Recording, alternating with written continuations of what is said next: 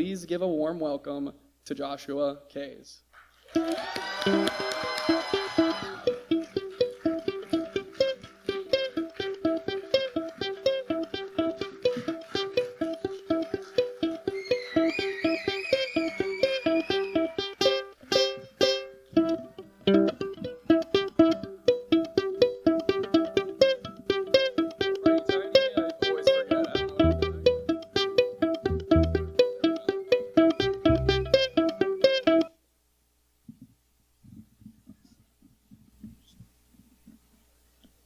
Kind of short.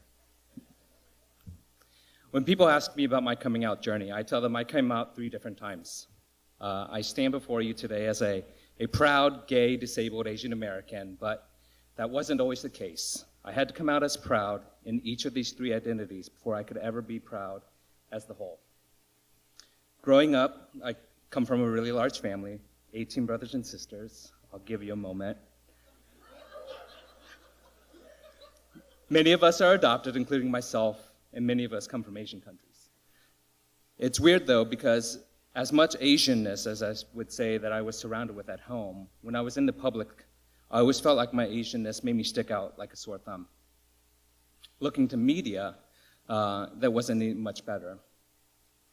Growing up, I experienced micro and macroaggressions before I even knew what those words meant. I remember it being the 4th grade when it was the first time I was called a chink. And I can remember how damaging it was to my 9-year-old spirit.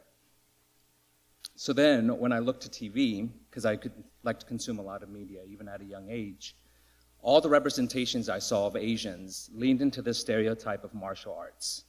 As a person with a disability, I couldn't really identify with this connection, so I couldn't see myself. So I didn't know what it really meant for me to be Asian in this world. Fast forward to the year 2009, the year I got swine flu, if you remember what that is. I quarantined myself for 4 days, not knowing that that would prepare me for another quarantine maybe a few years later. But during this 4-day seclusion, I binge-watched the show, Law & Order Special Victims Unit. On that show, there's a character, Dr. George Wong, played by an actor, B.D. Wong. And I remember during that binge watch, first seeing myself for the first time in media. Here was this person, he was intelligent, competent, handsome, and he was Asian American that didn't lean into the stereotype of Asians in martial arts.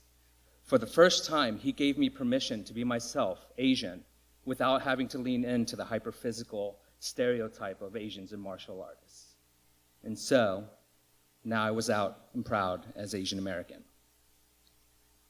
So then, the next thing that I felt like was really visible for me was my disability. Now, I know what you're thinking. You're like, I thought maybe you had a disability. I wasn't quite sure. I saw the crutches, saw the braces, but those tattoos, those don't say disabled to me.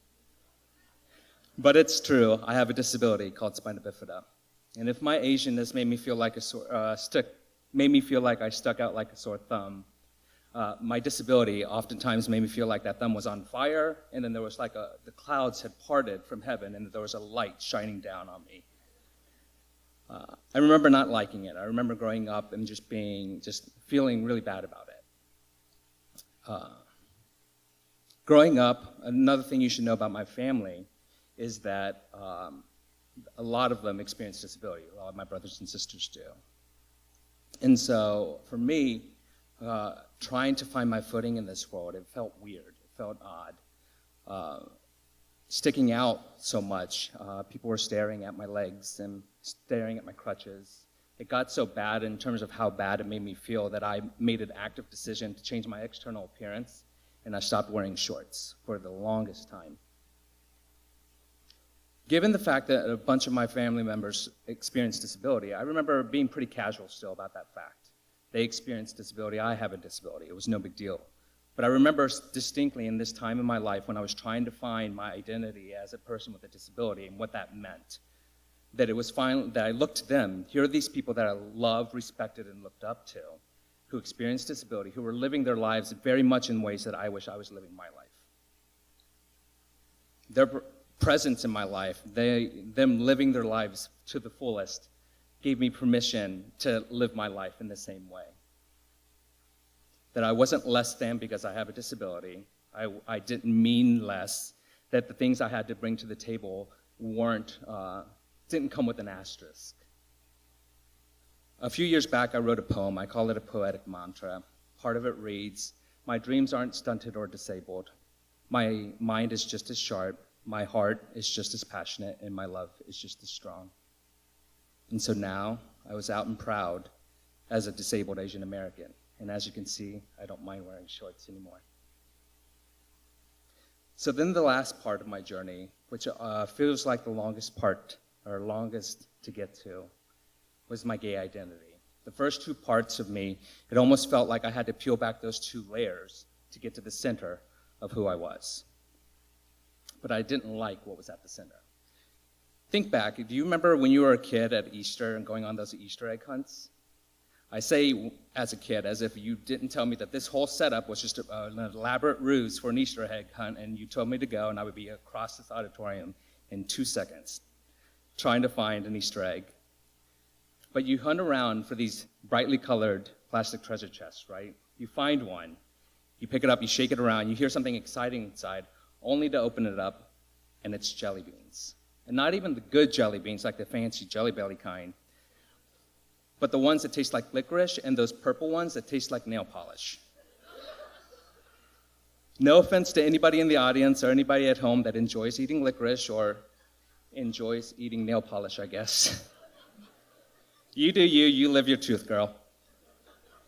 But to me, the secret that I felt like I held on to for so long in my life felt like to me that it would be perceived by the world as the equivalent of nail-polished flavored jelly beans. For me, the journey to find pride in my identity as a gay man, just like the other two journeys, was rooted in positive representation.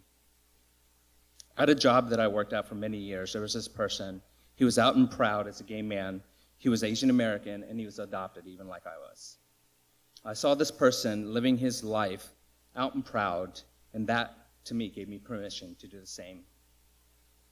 So I decided that on October 11th, 2016, National Coming Out Day, I would come out as a gay man. Now, I want to be able to tell you that it was just like those Disney princess movies where I woke up that day and then all of a sudden these birds and these squirrels were in my room for some odd reason, singing this wonderful song about how this is going to be the day that I come out and it's going to be wonderful. Like, why are these birds here? What's going on? But it wasn't. I woke up that day like any other day. Up to that point, I had thought about the idea of coming out, for sure. But it wasn't until I went along that day and then I read stories and heard stories of friends and people online talking about the importance of coming out for them. And I decided that it was my time.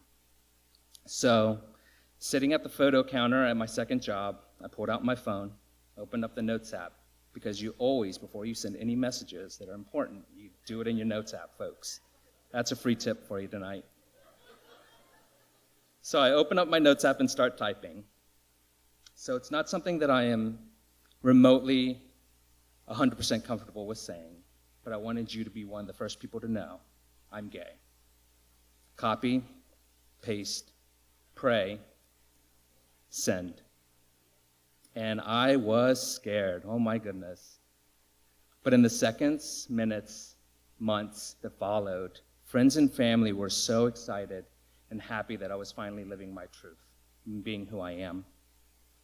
But it was odd. For me, on the other side of that, I ended up feeling regret that for so long that I was deceiving the people that I cared about most in my life. After a few years, I realized that it's a lot like a candle in a dark room. Me being the candle in the dark room, the first thing that you see when you walk in is the glaring bright light. Maybe tonight when you walked in or logged in online, the first thing you saw about me was my crutches. Maybe it was my tattoos. They're all fake, by the way. Maybe it was my Asianness, or maybe it was my wonderful smile. But as you got acclimated to the space, as you get adjusted to the dark room and the light in the room, you get to the privilege of getting to know more and more of who I am. It's not a deception that people don't get to see all of you all at once. Let the world be okay with getting acclimated and adjusted to who you are. there's a poem that I absolutely love. It's by a poet named Marianne Williamson, and it's called Our Deepest Fear. Part of it reads, our deepest fear is not that we're inadequate. Our deepest fear is that we are powerful beyond measure. It is our light, not our darkness, that most frightens us.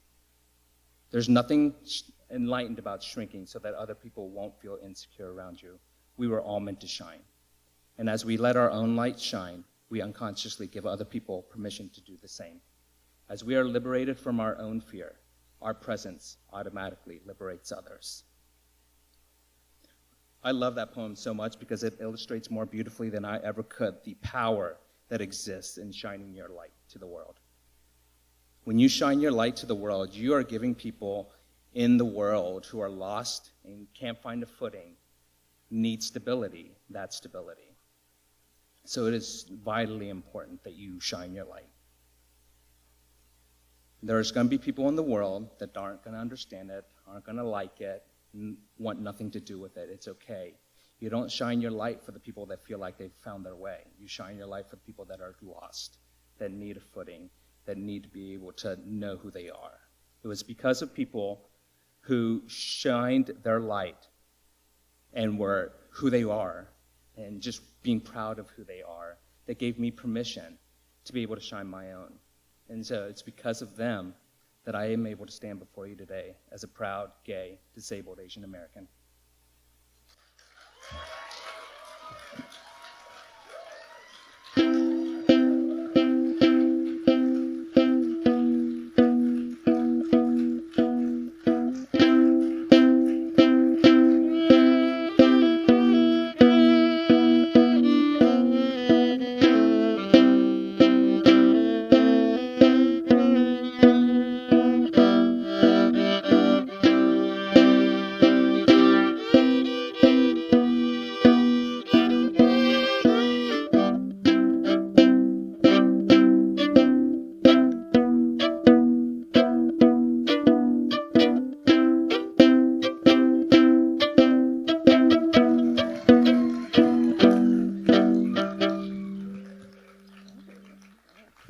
It only took me 6 tries, but I finally figured out how to work this magical pole. All right, everyone, one more time for Joshua.